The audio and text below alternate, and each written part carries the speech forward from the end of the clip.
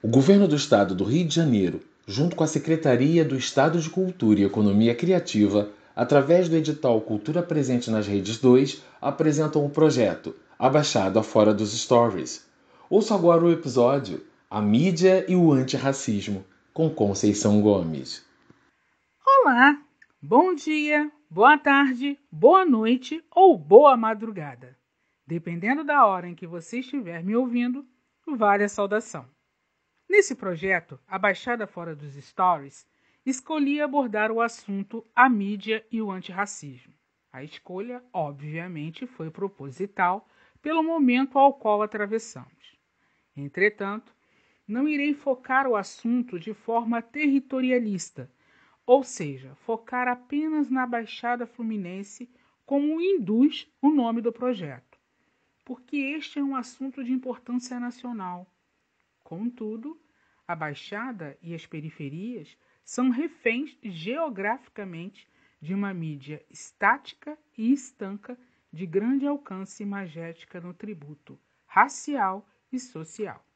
E, para variar, adentrarei no universo em que costumo dizer ser uma variante de muitas variáveis, o universo preto e suas interseccionalidades e complexidades. E para abordar um assunto como esse profundamente, seriam necessários uns 10 episódios, pelo menos, para começarmos a entender e perceber o quanto ainda teremos que caminhar e dialogar para nos aproximar de uma democracia étnico-racial na mídia. Aliás, esse é um desejo futuro, porque está já está presente entre nós o metaverso. Esse universo virtual existe, vende, diverte e, como todo tipo de comunicação, dissemina conceitos e comportamentos de vida ideais. E não podemos e nem devemos deixar de ficar atentos às consequências deste novo modo de vida, pessoal e profissional, principalmente nós brasileiros, que ainda engatinhamos no acesso à internet. Para quem vive nas grandes cidades, metrópoles, essa minha preocupação pode parecer um alarde desnecessário. Por isso, recorro ao estudo do Instituto Locomotivas e da empresa de consultoria PwC, que identificou que 33,9 milhões de pessoas estão desconectadas e outras 86,6 milhões não conseguem se conectar todos os dias no Brasil. Imagine um mundo virtual onde você pode experienciar uma condição social bem diferente da sua realidade. Entretanto, mesmo sendo virtual, há gastos dispendiosos onde a moeda corrente são as criptomoedas. Baseado nessa condição, imagine os jovens que não têm acesso à internet. Será mais uma fatia da população brasileira excluída, que, fragilizada socialmente, estará totalmente exposta a qualquer tipo de dolo. Mas, por enquanto, convido você a refletir comigo sobre alguns pontos cotidianos. E no futuro, bem, como dizem os meus mais velhos, o futuro a Deus pertence. Eu sou Conceição Gomes e este é o podcast do IAI.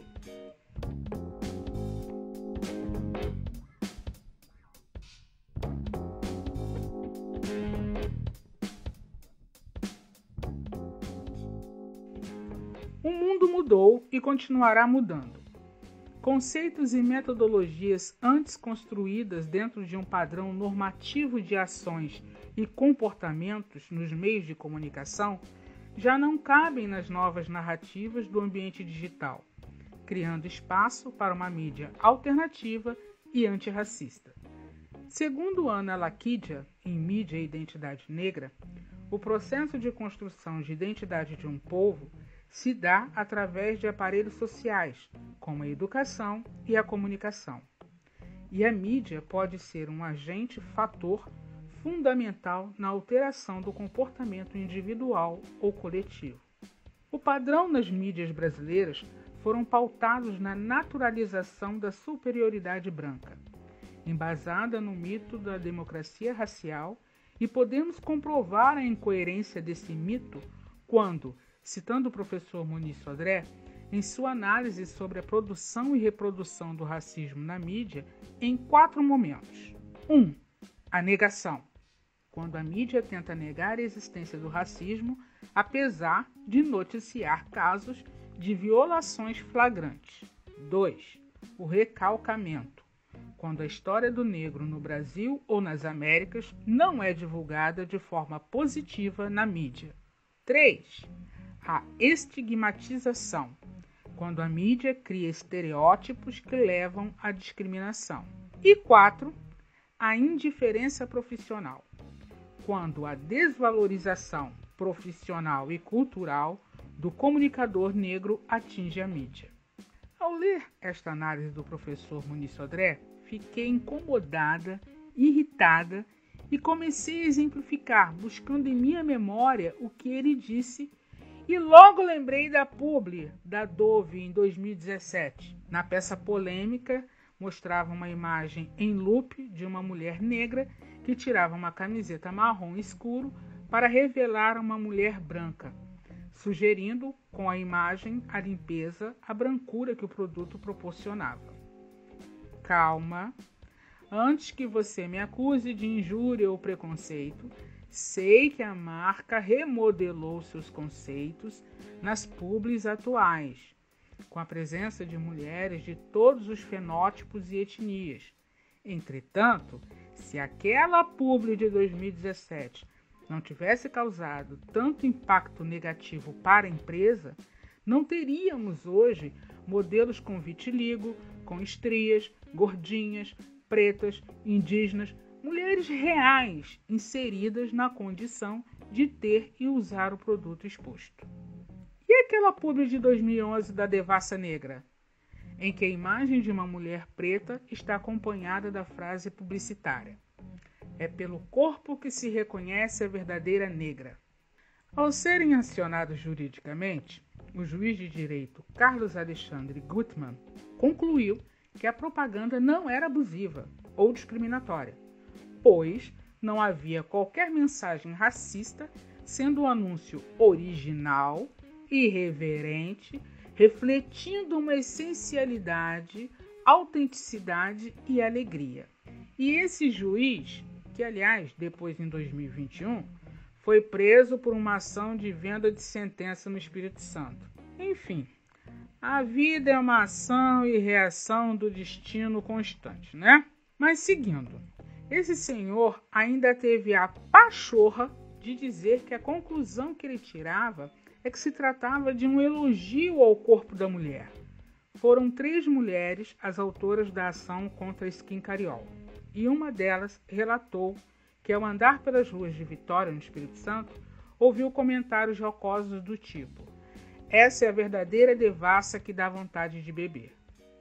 A cervejaria em questão disse que a suscetibilidade exacerbada que transmitem diante da propaganda era a explicação para a alegação judicial das autoras por estarem diretamente envolvidas em políticas de promoção de igualdade racial e causas voltadas para a defesa da população afrodescendente. Quando leio essas coisas, parece até que é filme de ficção. Mas não! É real! Programa A Tarde é Sua, de Sônia Abrão. O comentarista Felipe Campos comparou as tranças do ex-BBB Paulo André, o PA, com cadarços. No programa disse: "O Paulo André não curti muito o cabelo. Tem um monte de cadarço em casa e não gostei". Riu e repetiu: "Eu não gostei". E continuou rindo. Sônia Abrão achou graça do comentário racista e gargalhou. E o caso mais recente, da Thalita Moretti, no programa É de Casa, em que ela pede à dona Silene, que faz cocadas para vender, que servisse aos convidados presentes. No que Manuel Soares percebeu a mancada da colega e pegou a bandeja e disse que a dona Silênia queria orientá-lo no serviço, que ela não iria servir ninguém. Fato é que as empresas, todas as empresas, porque todas divulgam seus produtos, serviços e marcas. Logo, a publicidade é uma responsabilidade social com as quais as empresas têm que se responsabilizar. A turba que gosta de nos classificar de mimizentos, de radicais, falando em radicais, lembrei, me irritou deveras um post no Instagram de uma página que dá dicas de português sobre a palavra denegrir, após a errata da jornalista Carolina Cimente, da Globo News, ao usar a palavra para explicar a situação do ministro da França, Damien Abad, em relação à opinião pública sobre as acusações de estupro e que fake news e distorções colocavam o caso em fragilidade, já que em sua maioria eram informações que viriam a denegrir sua imagem. Aí, a tal página do Instagram postou uma explicação didática com radical, origem, morfologia da palavra e encerrou o post dizendo: enquanto cancelamos palavras e encolhemos a expressão da língua, fechamos os olhos à realidade, onde os verdadeiros racistas seguem livres para agir. Concordo. Porém, há de se observar as empresas, principalmente as de comunicação, têm responsabilidades que precisam serem assumidas social, étnica e eticamente. A palavra sozinha não reflete nada, é apenas uma palavra. Entretanto, na construção de uma frase, na entonação dada a essa frase, mais o agente que diz a frase, o histórico da palavra dentro do processo de educação, culturação e vocábulo popular nacional, assim, a interpretação da palavra torna-se subjetiva.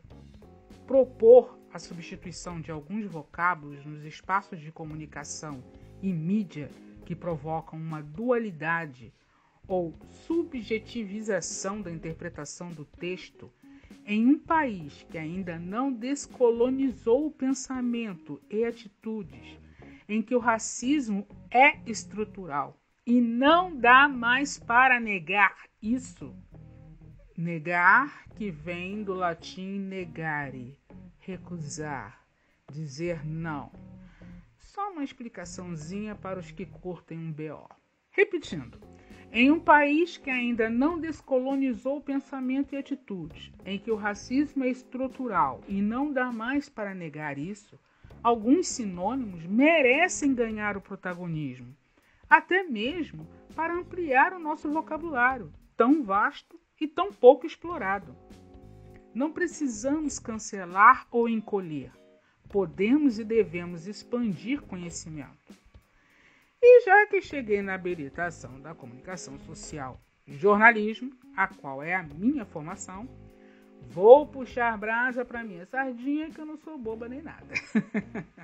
Tenho a honra de dividir com você as opiniões e relatos de uma das minhas maiores referências nacionais do jornalismo, Rosane Borges, jornalista, doutora em Ciências da Comunicação, professora colaboradora do Colabor, ECA USP, pesquisadora na área de comunicação, imaginários, política contemporânea, relações raciais e de gênero, conselheira de honra do coletivo Reinventando a Educação, integrante do grupo Estética e Vanguarda do CTR, ECA USP, articulista da revista Carta Capital, do blog da editora Boitempo, autora de diversos livros, entre eles Espelho Infiel, O Negro no Jornalismo Brasileiro, de 2004, Mídia e Racismo, de 2012, e Esboços de um Tempo Presente, de 2016.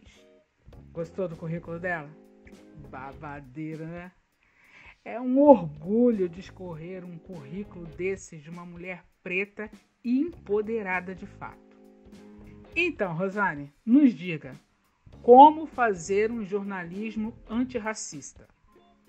Olha só, como fazer um jornalismo antirracista, né? Quais seriam os passos prioritários e decisivos para o jornalismo plural? Eu acho que primeiro é a gente se redirecionado para o próprio conceito de jornalismo. O jornalismo ele é um relato que se constrói com base no relato alheio e ele tem que discorrer sobre o acontecido de maneira plural, ampla, diversa, né?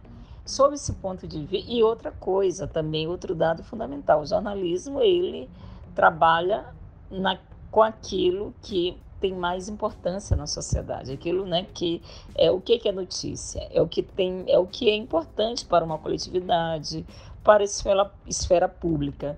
E essa importância se dá em vários níveis, na economia, na educação, na política, na cultura, enfim, nos nossos modos de existência. Então, para a gente fazer um jornalismo antirracista, a gente tem que pensar assim, que o que mais importante, uma das temas mais importantes para a gente pensar o nosso país é o racismo, é o patriarcado. Então, é juntar a pauta antirracista com o próprio papel do jornalismo.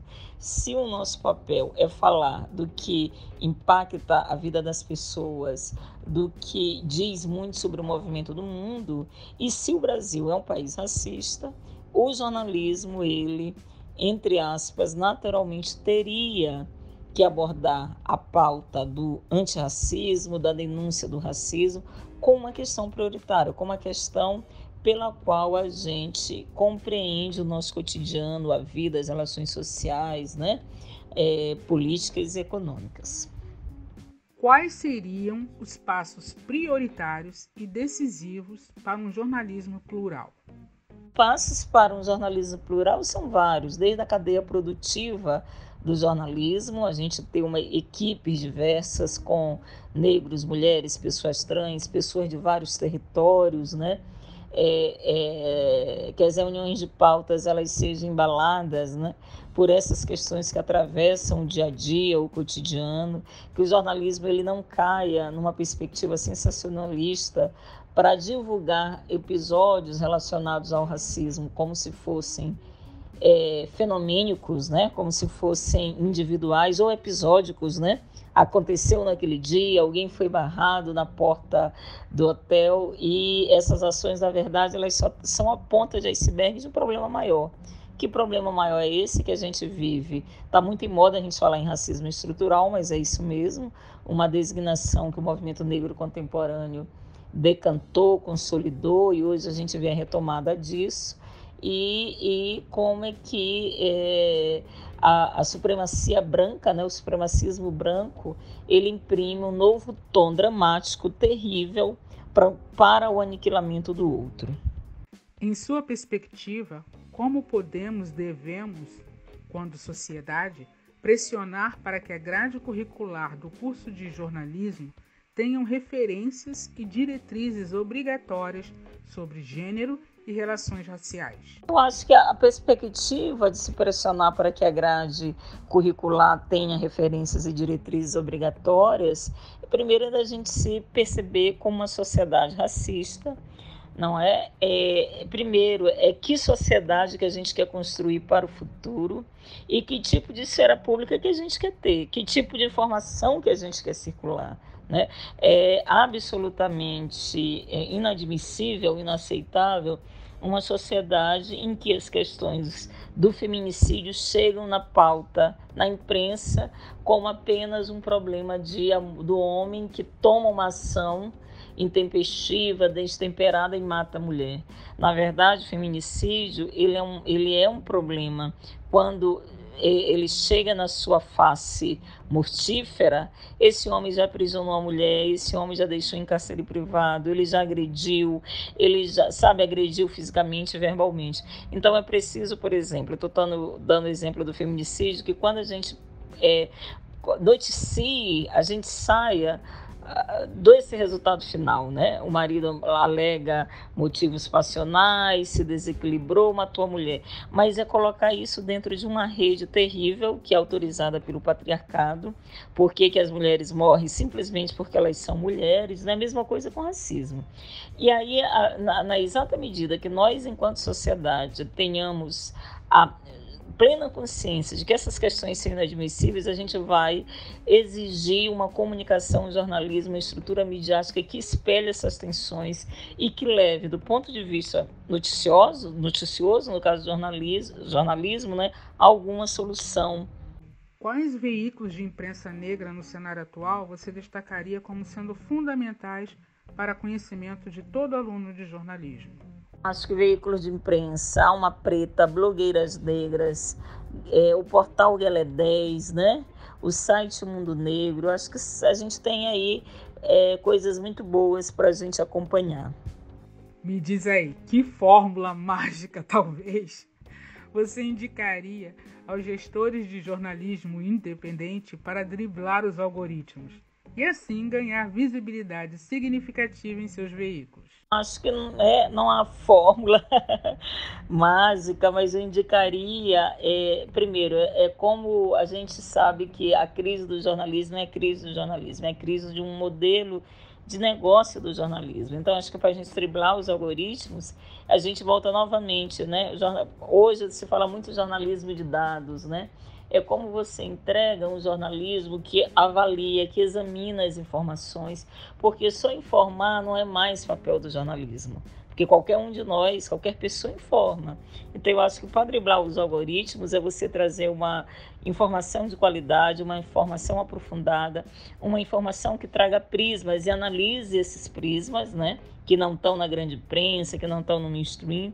Então eu acho que é fundamental a divulgação do que não é usual e o exame dessas informações, né? Como é que a gente traz reflexões do ponto de vista jornalístico mesmo sobre parte do movimento do mundo que não é noticiado. Obrigada, Rosane, por sua disponibilidade. Sei que sua agenda é uma loucura, por sua generosidade em dispor de um tempo para ajudar essa preta aqui com esse episódio e por toda a sua luta e engajamento para uma democracia étnico-racial de verdade na mídia. Você, como disse antes, é um orgulho para toda a comunidade feminina preta e da comunicação. Parabéns pelo seu aniversário, completado recentemente. Saúde, força, luz e caminhos abertos sempre para você. Ubuntu. E eis que chega ao fim deste episódio. Mas ainda tem coisa para se falar sobre o assunto. Por exemplo, a formação e os personagens da imprensa preta nacional. Os veículos atuais que fazem um trabalho de excelência. Mas não se preocupe, deixarei na descrição do episódio os links das principais mídias jornalísticas pretas, ok? E em um futuro possível, continuarei a falar aqui sobre esse tema. Prometo. Concluindo o pensamento e reflexão, quero deixar elucidado que reconheço, obviamente, que estamos caminhando, seguindo em frente, com resultados ainda bem tímidos, se percebermos a proporção de que mais da metade da população brasileira é preta, parda e indígena, e isso ainda não é refletido na mesma proporção imagética da mídia. Percebo um esforço por parte de algumas empresas em reparar essa falta de representatividade. Contudo, espero não ser, como bem disse Maju Coutinho em entrevista a Luana Genot no Sexta Black, que isso não seja uma modinha apenas, que seja uma real mudança comportamental e de pensamento brasileiro. Que as pautas do jornalismo nacional não segreguem a figura do negro às páginas policiais ou ao estrelato de um jogador de futebol ou de um artista. Porque quando falamos em representatividade, estamos falando em espelho, admiração, inspiração. Porque se o jovem periférico negro não tem habilidade no esporte ou dom artístico, torna-se um alvo possível para o poder paralelo, que hoje sabemos não ser tão paralelo assim. Esse poder está sentado nas cadeiras de grandes empresas e ou órgãos públicos com a caneta na mão decidindo nossas vidas.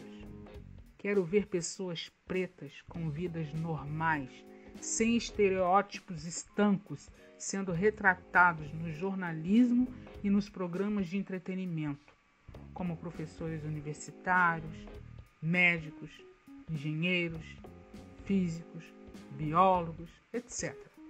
na mesma proporção que retratam os não pretos naturalmente nesses mesmos lugares. Tenhamos dias, meses e anos melhores pela frente. A evolução é individual, mas a celebração é coletiva. Afrobeijos para você e até a próxima!